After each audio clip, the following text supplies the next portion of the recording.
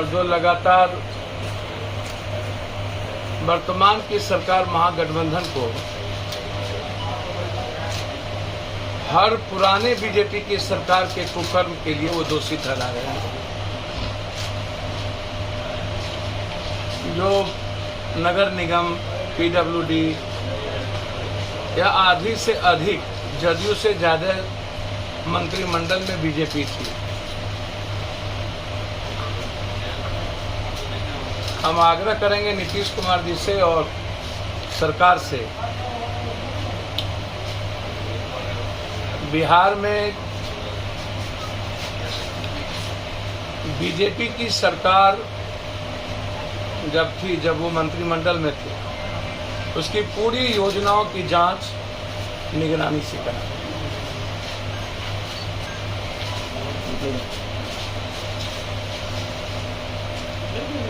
लगातार जो लोग अकूट बिहार सरकार के मंत्रिमंडल में रह करके लूटे हैं, जिन लोगों ने पूरी की पूरी बिहार की जनता के पैसे अपने घर ले गए।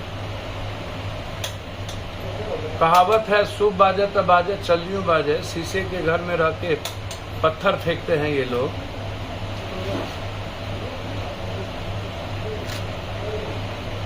मैं हाथ जोड़ के करबद्ध आग्रह करता हूं कि बीजेपी वाले अपनी अपनी संपत्ति की घोषणा करें, अपने पूरे परिवार की।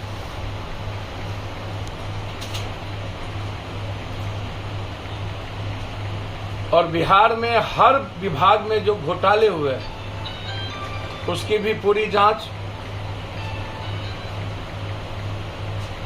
सुशील मोदी जी के वित्तीय विभाग से लेकर के खनन विभाग तक में जो घोटाले हुए हैं, हम चाहते हैं कि सुशील मोदी जी की भी खनन विभाग, वह भी सीना तान के सुशील मोदी से आग्रह करेंगे कि आप सरकार को एक पत्र लिखें कि खनन विभाग और वित्त विभाग में मैं जब तक था उसकी पूरी जांच करें।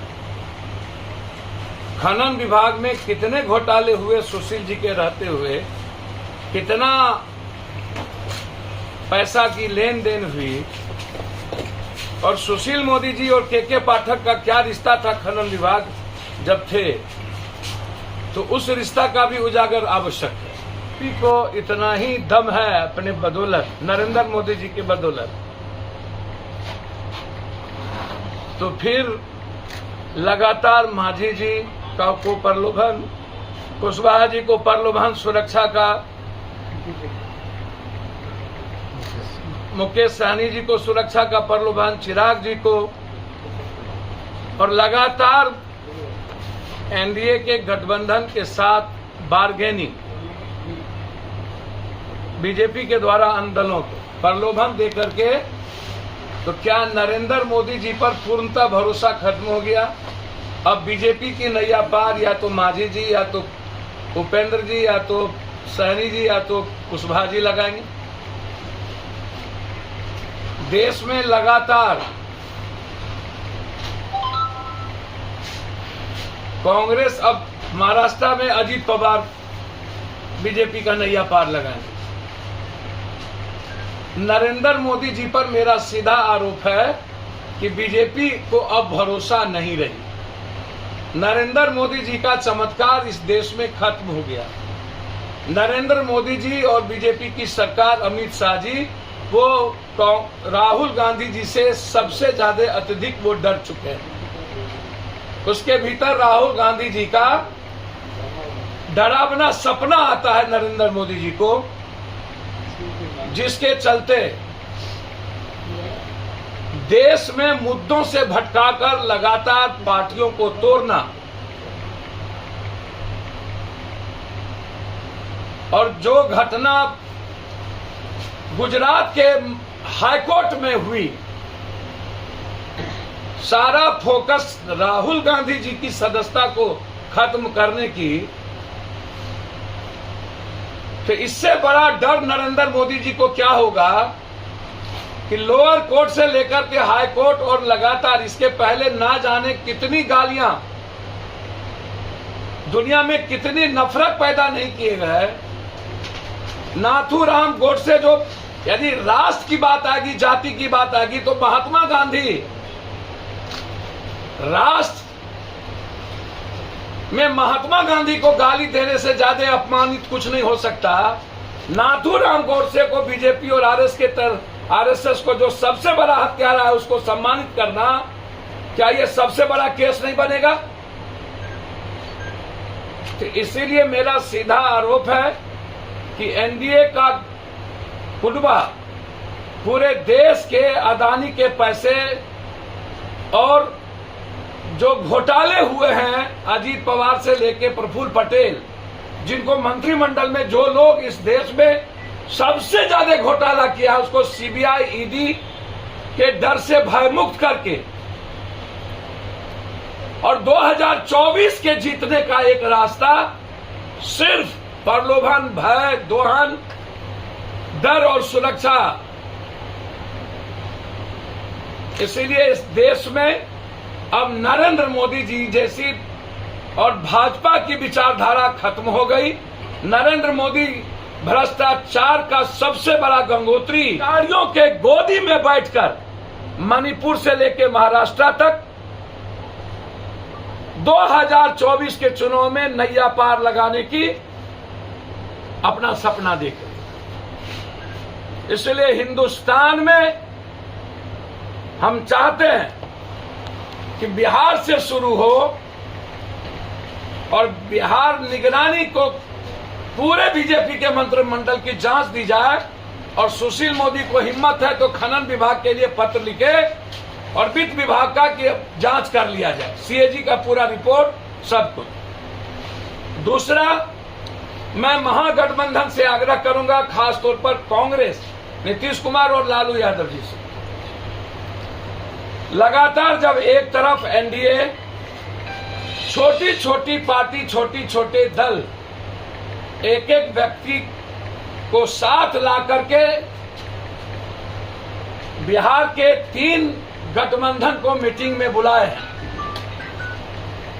लगातार उनकी गठबंधन की सीट से लेकर गठबंधन बिहार में किन किन से होगा वो तय उन्होंने कर लिया।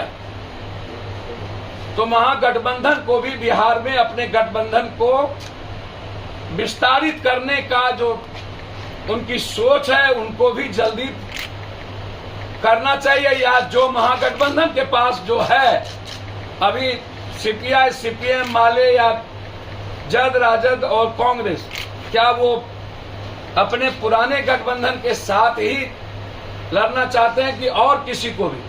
मैं लगातार कांग्रेस और नीतीश कुमार जी से आग्रह कर चुका हूं